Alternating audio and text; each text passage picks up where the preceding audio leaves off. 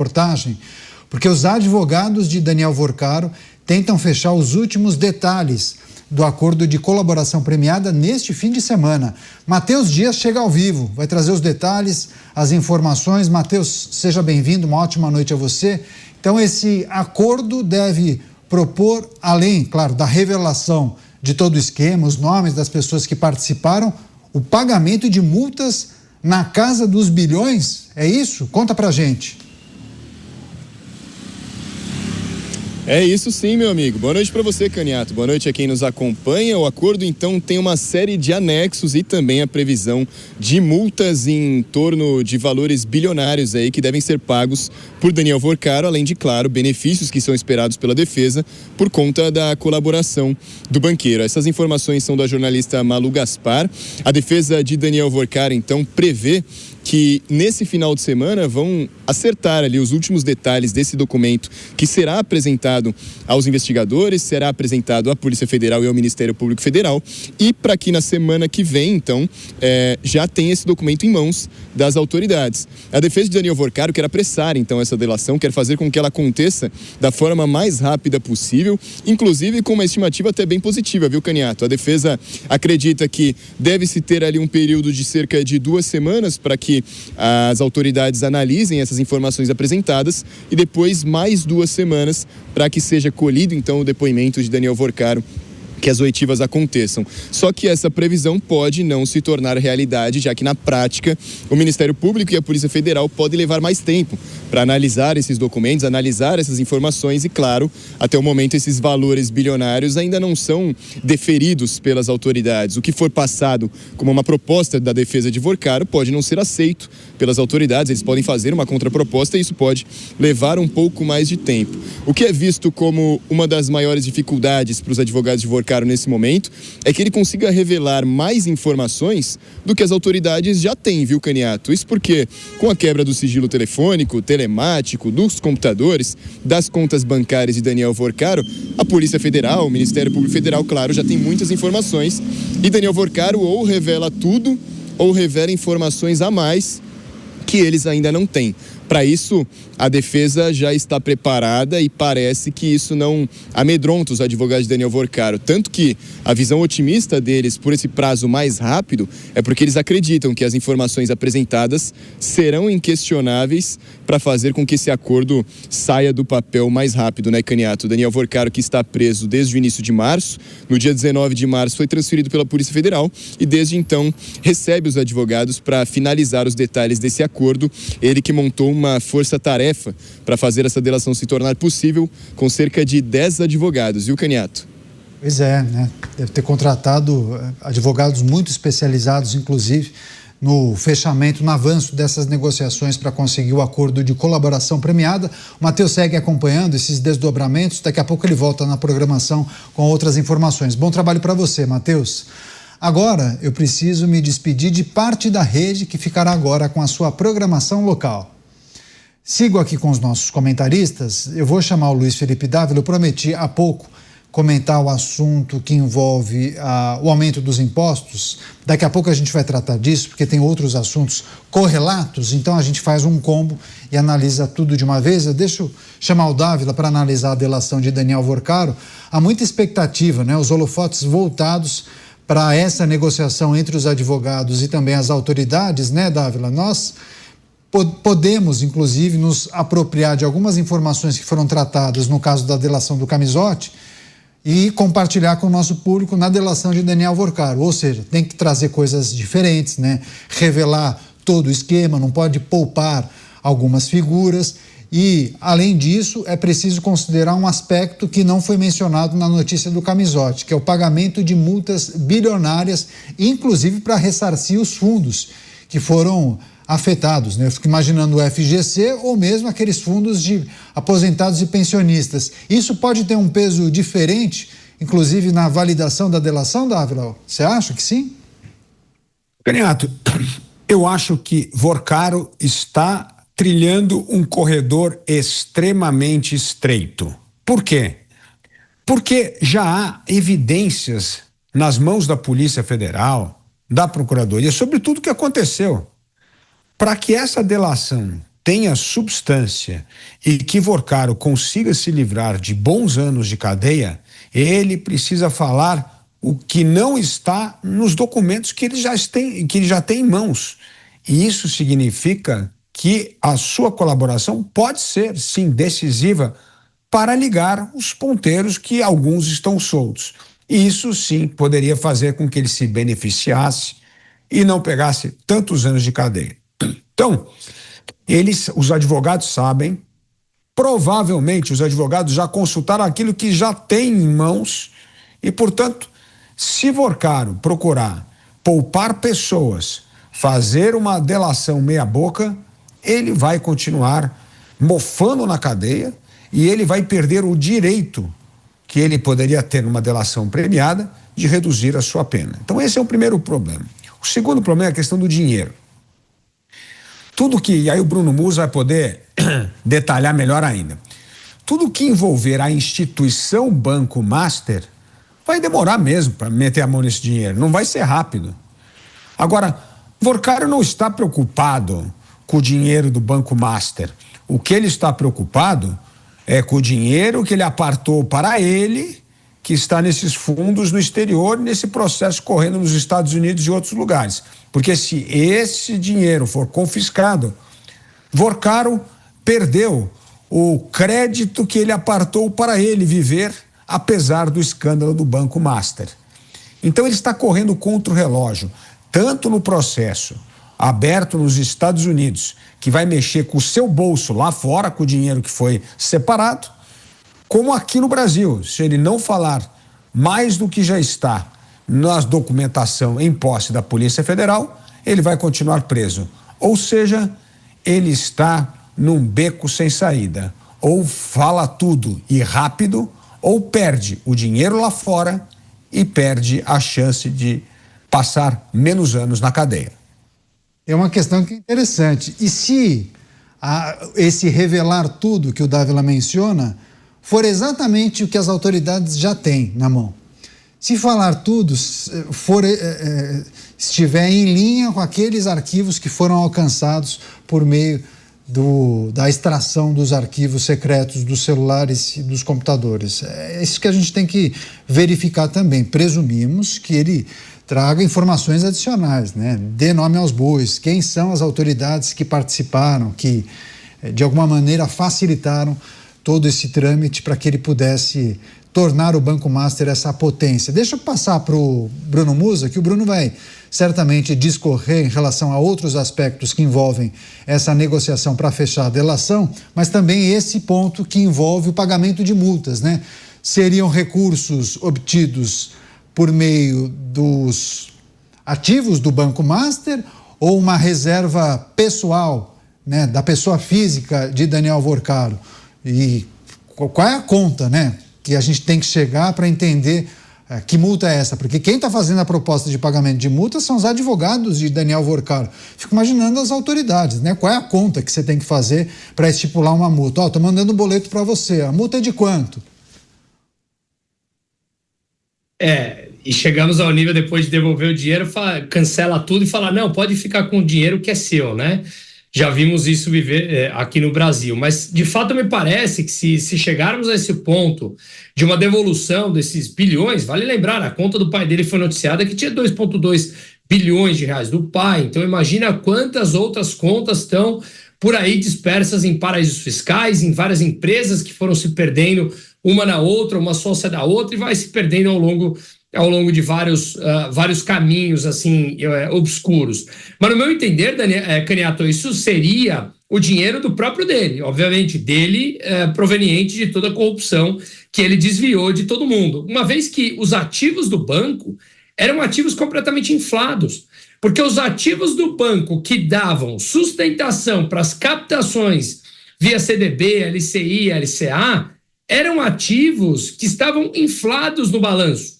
Lembra de todo aquele percurso do caminho que nós explicamos aqui algumas vezes? Por exemplo, ele comprava determinadas empresas e colocava que o valor daquela empresa no balanço do banco era maior do que de fato ela era. Você tem uma empresa que ela vale 10, ele comprava por 20 e você participava do esquema. No ativo do banco entrava como 20, porque pelas regras normais do Brasil, um banco pode se alavancar em até 8 vezes em cima do que ele tem de ativos no balanço. Então, se ele tem uma empresa que valeria 10, mas ele coloca no balanço como 20, ele pode se alavancar 8 vezes captando mais CDB, LCI e LCA, aumentando o seu passivo com os correntistas, mas trazendo mais dinheiro para dentro do banco. E esse círculo se tornou aí algo que foi crescendo e crescendo. Então, os ativos do banco, quais eram, de fato? Empresas ilíquidas, com valores inflados, consequentemente não chega nem perto dos valores bilionários que estamos falando aqui dessa corrupção que, repito, se tornou o maior escândalo do Brasil, da história do Brasil.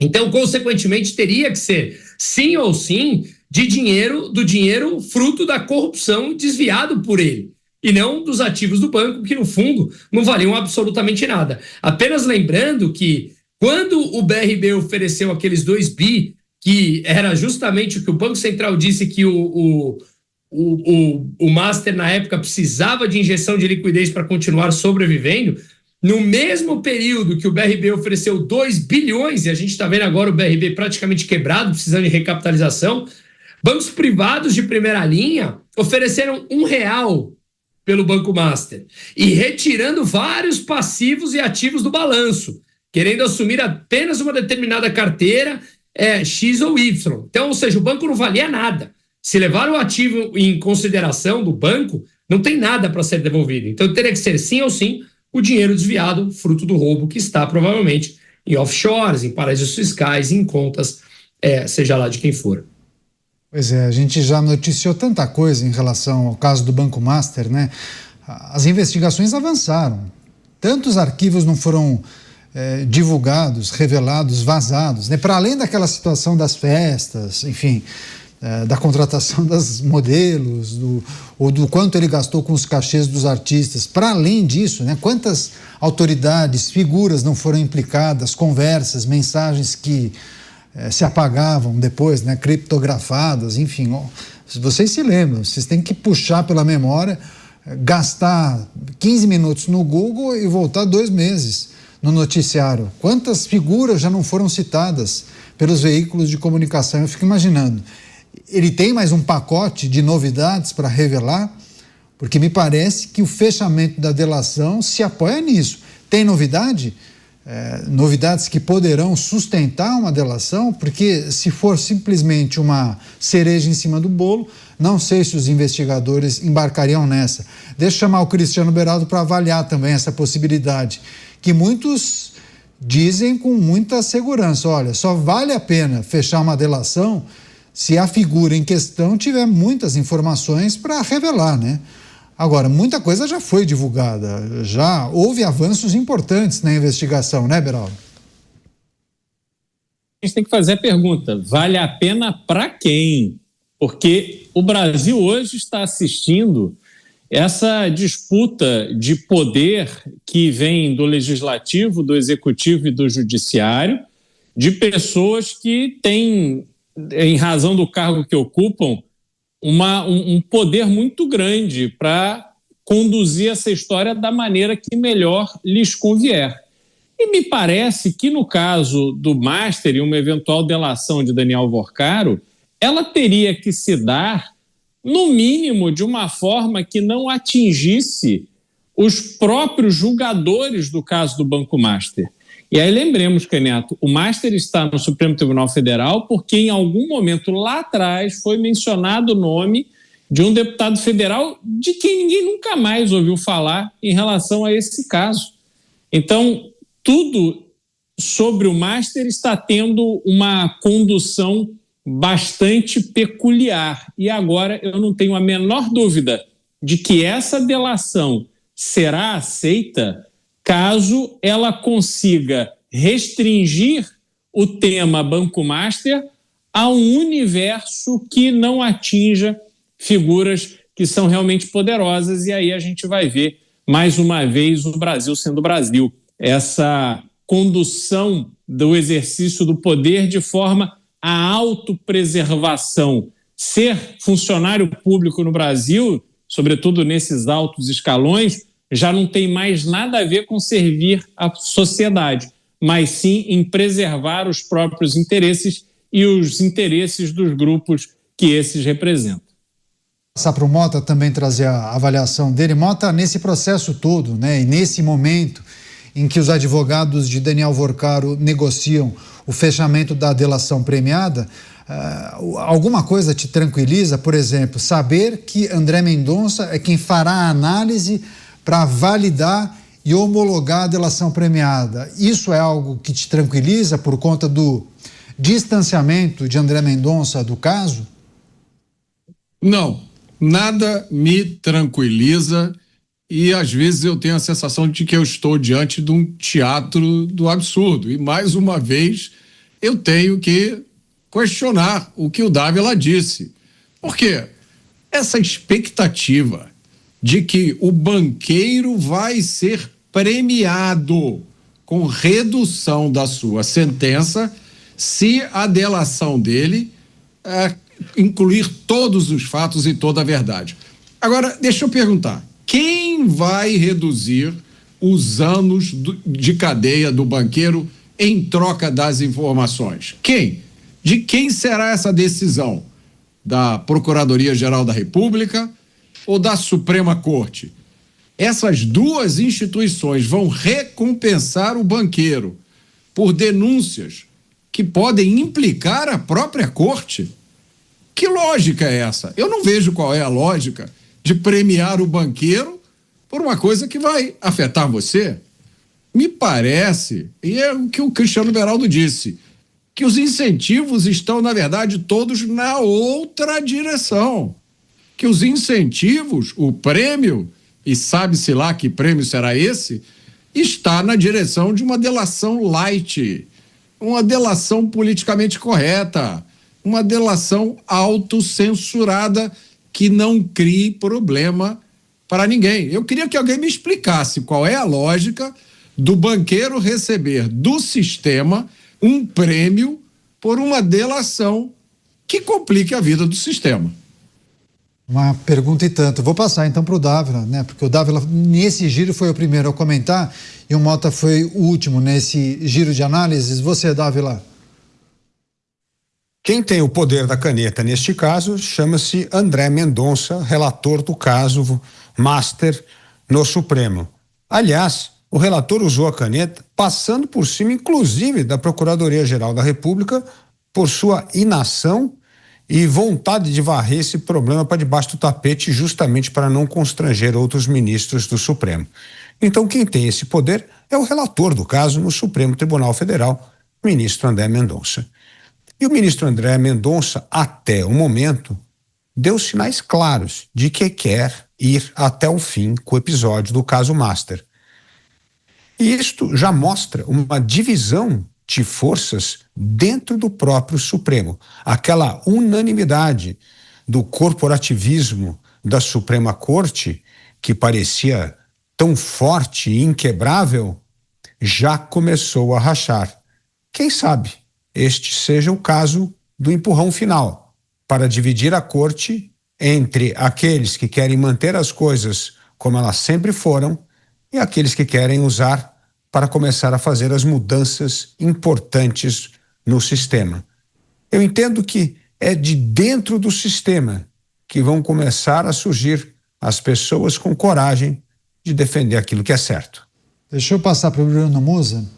O Bruno vai trazer também as impressões dele sobre um aspecto que preocupa ou deixa muita gente sem saber exatamente o que pode acontecer nesse caso. Imaginemos que na delação de Daniel Vorcaro ele revele situações que comprometam muitos integrantes da Suprema Corte.